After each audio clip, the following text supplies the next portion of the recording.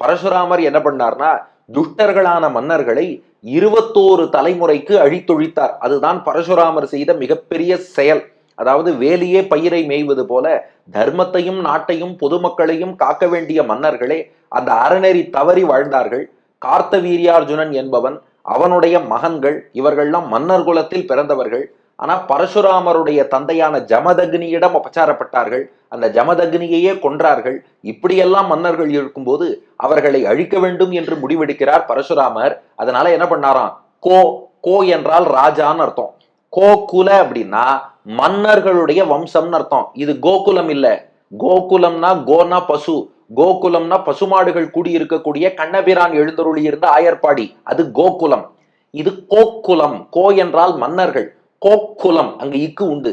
மன்னர்களின் குலத்தில் வந்த மன்னரை, அந்த வம்சத்தை சேர்ந்த அடுத்தடுத்து வந்த ராஜாக்கள்னு அர்த்தம். அப்போ கோக்குல மன்னர்னா மன்னர் பரம்பரையில் வந்த மன்னர்கள். எவ்வளவு பேருன்னா மூ எழு கால். மூனா மூன்றுன்னு அர்த்தம், எழுனா ஏழுன்னு அர்த்தம். மூ எழு கால் அப்படின்னா 3 × 7 21 தலைமுறைன்னு அர்த்தம்.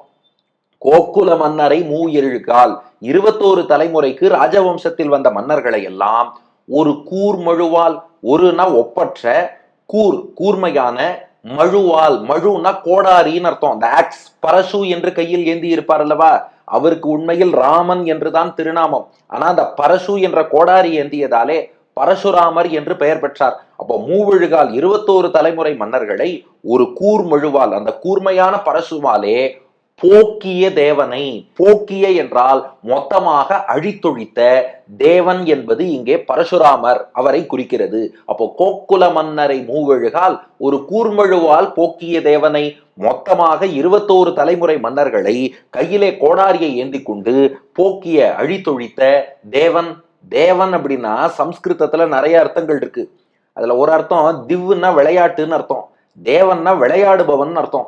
பரசுராமர் ஒரு விளையாடுபவன் எப்படி சிரமமே இல்லாம அனாயாசமா வித் ஈஸ் காரியத்தை முடிச்சிருவானோ, அது போல தேவனாக விளையாட்டு போல கையில ஒரு மட்டையை எடுத்துக்கொண்டு பந்தை அடிப்பது போல அனாயாசமாக தேவனாக விளையாடுபவன் போல 21 தலைமுறை மன்னர்களை அழித்தார்.